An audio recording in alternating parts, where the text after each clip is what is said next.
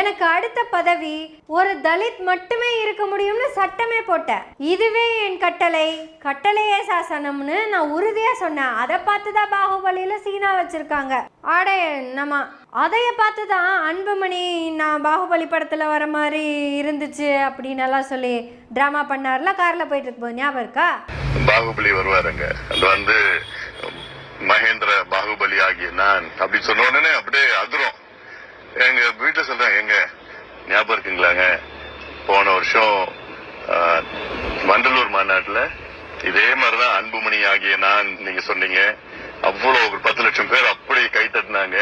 எனக்கு அதே ஞாபகம் வருது, அதே சீன் அப்படியே ஞாபகம் வருது. அதெல்லாம் நான் அந்த காலத்திலேயே பண்ணிட்டேன். ராமதாஸ் அப்படின்னா ஒரு காலத்துல அவ்வளவு மரியாதை இருந்துச்சு எல்லாத்துக்கும். உண்மையாலுமே நான் அப்படித்தாங்க இருந்தேன்.